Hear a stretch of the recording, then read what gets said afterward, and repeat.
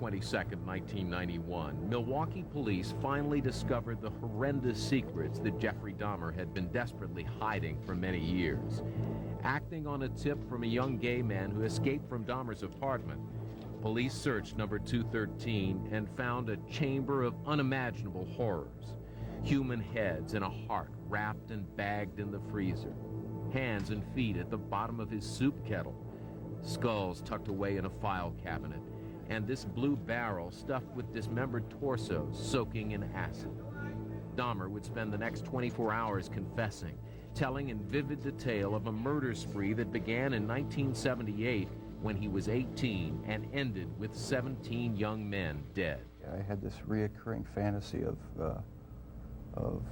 meeting a hitchhiker on the road and of taking him hostage and doing what I wanted with him. And I never in my wildest nightmares thought that it would become a reality. Why would Dahmer have, as he put it, created his own Holocaust? How did he become so filled with evil? It would be comforting to point to an abusive childhood, an early life filled with hatred or horror, but his was filled with love. Jeff was the most beautiful, darling, sweetest baby, the nicest young boy. There just were no real signs when he was growing up. Imagine your child grows up to be a murderer. Would you still love him? Would the guilt and sense of responsibility be overwhelming? Jeffrey Dahmer's parents have struggled mightily to understand what might have gone wrong with their child. His father's search for an explanation led him to look inward, even to write a book simply titled A Father's Story. But his search may be in vain, because even the experts and profilers who've studied serial killers are baffled by why they do it. There doesn't seem to be any indication in any of the serial murderers that something external makes them want to kill. It's as if something is thrown, a switch is thrown, and they begin on the pattern of what their pattern will be. Maybe all we can do is what Lionel Dahmer did, look back and try to see what went wrong. As a young child at the beach with his parents, Jeffrey Dahmer discovered a dead crab. He examined it with a child's curiosity, but later the curiosity grew into something unthinkable. All I know is that I wanted to see what the insides of these animals looked like. There may have been some violence involved, some underlying subconscious feelings of violence. It was a compulsion, became a compulsion. Jeffrey Dahmer got bigger, and so did his compulsion to look at the insides of living things. He began to kill them, satisfying powerful urges that he didn't understand. In ninth grade, in biology class, we had the usual dissection of fetal pigs, and I took the remains of that home and kept the skeleton of it, and I just started branching out. Dogs, cats. I suppose it could have turned into a normal hobby like taxidermy, but it didn't. It veered off into this. More and more, Dahmer killed animals in the woods behind his house. He knew it was wrong, but he couldn't stop. Then, at 14 or 15, it got worse. I don't know, it became a compulsion, and it switched from animals to humans. I still don't understand it. I don't know why. If your fantasy life as a teenager includes killing, who do you tell? From about 15 years on up, a great deal of my thoughts were basically unshareable with anyone. So I just closed myself off and just put on a mask of normalcy. As Jeffrey Dahmer entered adolescence, his secrets multiplied. He began to feel attracted to other young men. It was not an issue he could talk to his father about, but Jeffrey knew he was gay. Started having obsessive thoughts of violence intermingled with sex. And it just got worse and worse. I didn't know how to tell anyone about it, so I didn't. And just as Jeffrey was becoming aware of his internal violent sexual urges, his external life began to unravel. His parents' marriage, which had been rocky throughout his childhood, finally ended. He found himself alone more and more. And then one night, while his mother was away on a trip and his father newly moved into a motel down the street, a fantasy Jeffrey had been having for years came true, and the killing began. I was 18 years old, driving home. I saw this hitchhiker about a mile from my house, and he caught my eye. I drove past him, thought to myself, should I stop and pick him up, or should I just keep on going? I wish I just kept on going, but I didn't. I turned around, picked him up, and that's when the nightmare became a reality. It just seemed so bizarre to me that this obsession that I had been thinking about and wanting, just all the parts are there, and they make it possible to make it happen. Just at the time when it could happen, when there's nobody at the house for 2 weeks. After the first time he murdered, Dahmer says that he tried to get control of himself, and for 6 years he did not kill again. In 1984, he found himself living in Milwaukee, frequenting gay bars, when the violent sexual urges overcame him again. I met this guy at one of the bars, downtown Milwaukee bars. We went back to the hotel, just planning on getting drunk. I had put some sleeping pills in his drink to render him unconscious, and was just going to spend the night with him. When I woke up in the morning, my forearms were bruised, and his chest was bruised, and blood was coming out of his mouth. He was hanging over the side of the bed. This type of behavior and the urge that develops, it's triggered. It doesn't go in cycles. It may be a place that he's in that reminds him of something. It may be something that he hears. It may be a certain season. It may just be a color. It's intimately connected with memory and previous experiences and something that goes on at an unconscious level. Whatever it was, it came over Dahmer almost like a dream. I have no memory of beating him to death, but I must have. And that's when it all started again. I had no intention of hurting him at all. How could Dahmer not remember? It's hard for a normal person to imagine, but Dr. Helen Morrison believes that the brain functioning of serial murderers is unique. Part of his mind is split off. Again, we have this piece of this puzzle that's somewhere that doesn't connect with the thinking part or the logical part. It's not far removed from those of us who drive every day, and we drive the same route, and we don't know how we got from point A to point B. We know we did it, but it doesn't enter our consciousness. Unlike other serial killers who seem to actually derive satisfaction from the killing, Jeffrey Dahmer says he did not. His motivation, his objective was sexual. He wanted to create a sexual slave that he could totally control. And to that end, he performed the most horrific of experiments on his victims, literally drilling holes in their head. I tried to create living zombies with muriatic acid in the drill, but it never worked. No, the killing wasn't the objective. I just wanted to have the person under my complete control to do with as I wanted. Dr. Helen Morrison, who profiles these men, says part of the reason is because serial killers like Dahmer literally feel things differently than a normal person. To the serial murderer, it's very similar to the young child who may pull the legs off of a daddy long legs or a fly to see what happens. There is no humanity there. It's just, oh, this is a very interesting thing. They do things to individuals that they've never experienced themselves. They want to see pain, or they want to see fear, or they want to see agony. And with Dahmer, that experimenting included what had to be the most shocking part of this case.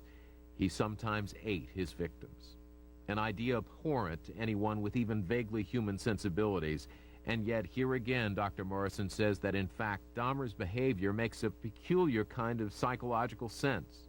Jeffrey Dahmer was not the only individual who was a cannibal or bit his victims or used teeth as a weapon. If you remember about infancy, if we go purely psychologically, the only way an infant interacts with his world around him is through touch, feel, and teeth. And this is a way that babies explore their world with their mouths. That's what they use. That's how they relate to the world. And what is evident in all of the serial murderers is this trait of very oral, or mouthing, or biting, or eating, ingesting, which is highly infantile, but it seems to be a way in which they can be with their victim. It made me feel like they were a permanent part of me. Besides the just mere curiosity of what it would be like, it made them feel that they were a part of me, and it gave me a sexual satisfaction to do that. By the late 80s, Dahmer had spiraled completely into a free fall of killing. A serial killer was on the loose in Milwaukee, but why wasn't anyone noticing? Serial killer profiler Robert Ressler says it was easy for Dahmer to hide.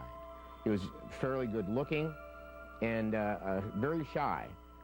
And I think I've often said that in any college group, you could put him right in the middle of a college group, and probably you would look at him as a decent young man. And that was Dahmer's most powerful weapon in luring his victims into his world. 17 in total. They had several traits in common. They were all men, all young, mostly minorities, and almost all were gay. Starting in 1984, one by one, these men disappeared. But nobody in Milwaukee had any idea that a serial killer was on the loose. Annie Schwartz is a crime reporter for the Waukesha Freeman newspaper in Milwaukee. It was very much business as usual before Jeffrey Dahmer was caught. Because of the nature of the victims, the kinds of people that he chose, they were people that for the most part weren't missed by their families. They were often people who were tossed aside by their families because they were gay or they had had problems with the police. He chose his victims very carefully. He chose people that wouldn't be missed. If families were not missing the victims, Jeffrey Dahmer's family was missing clues that something was terribly wrong. There were close calls, like this one with his father, Lionel. I had a box in my bedroom closet, and it contained the mummified head and genitals of a young man I met in one of the bars down in Milwaukee. And it was a locked metal box. My dad one week came to visit and happened to see it, and he was wondering what was in it. He didn't know. Nobody knew. I told him it was pornography, some magazines. And he wasn't satisfied with that answer. We got into a bit of an argument because I wouldn't open it up. He took the locked box down to the basement and was about to smash it open. But I came back in the house. We reconciled. The reconciliation with his father would mean the lies would go on and that Jeffrey Dahmer would continue to hunt down victims in the gay bars of Milwaukee and kill them. But in a city with a relatively low crime rate, why were the police not connecting the murders? Dahmer's seeming normality helped him hide his reign of terror. People like Dahmer can get away with this easier because law enforcement does not recognize him for what he is. They're looking for somebody who's dragging their knuckles on the pavement and baying at the moon with hair in their face. They're not looking for Mr. Nice Guy, the quiet young man living in the neighborhood. But there may have been something more to why the murders went unnoticed. Okay, hi. I'm on 25th and State, And this is young man, he is butt naked, he has been beaten up, he is very bruised up. He can't stand, he's study fall out, he is butt naked, he has no clothes on, he was really hurt. And I ain't got no corner on him, I just seen him, and he needs some help. Where is he at? On 25th and State, the corner of 25th and State. He's just on the corner of the street? Yeah, he in the middle of the street, he fell out. We trying to help him, some people trying to help him. Okay, and he's unconscious right now? He getting him up, he is bruised up, somebody must have jumped on him and stripped him or whatever. The call is about this young man, Conorak Synthesin-Phone. The voice is that of a neighbor, Glenda Cleveland, who spotted the young man trying to escape Jeffrey Dahmer's apartment. Dahmer had already tried to perform his crude sex zombie experiment on the 14-year-old, drilling a hole in his head and pouring in acid. Drugged, bleeding, dazed, the young man had somehow managed to get away from Dahmer and yell for help. The police did come. Jeffrey Dahmer told the police that Synthesin-Phone was his 19-year-old lover, with whom he'd been quarreling. The police went into Dahmer's apartment, saw nothing amiss, and returned the boy. The police then radioed back to the station, joking about what they had seen. The intoxicated Asian naked male was returned to his sober boyfriend. My partner's going to get deloused at the station. A month later, when Jeffrey Dahmer was arrested, he admitted to killing Synthesin-Phone shortly after police left. The death would cost the two police officers their jobs and would force the entire city to look inward at attitudes and treatment of minorities and gays. There would be candlelight vigils and city-decreed days of healing, but Jeffrey Dahmer would leave a black mark on Milwaukee. The place where Dahmer's apartment building stood was raised and put a playground in. Raised all kinds of money from the community, and no one in the community wanted to use this playground because they said it was the devil's playground. I think that the city of Milwaukee, at the end of the Jeffrey Dahmer case, was left with the unfortunate realization that it can happen here. It being whatever horrific thing that you see on the news that you think happens in other places and to other people. There was the sad realization for people that live in the city of Milwaukee that it could and did happen here. But of course, the deepest scars would be reserved for the victims' families and the family of the murderer. Never, Jeffrey! Jeffrey! I hate you! Jeffrey's out of control! Don't with me, Jeffrey! I'll kill you! Look at me! You took my mother's oldest grandchild from her, and for that I can never forgive you. I hope you can deal with what you've done. The families of Jeffrey Dahmer's victims had their day in court and an opportunity to address him. Jeffrey Dahmer sat motionless throughout. His father, Lionel, sat behind him. Jeffrey's crimes had been a terrible shock for him, so much so that for the first 24 hours after he learned of them, he didn't believe Jeffrey's confession.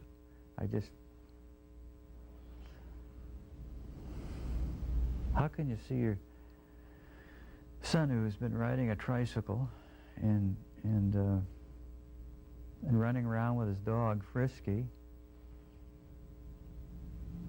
and playing tennis with me, taking a knife and cutting a person open, and then doing sexual things with it? It's pretty hard.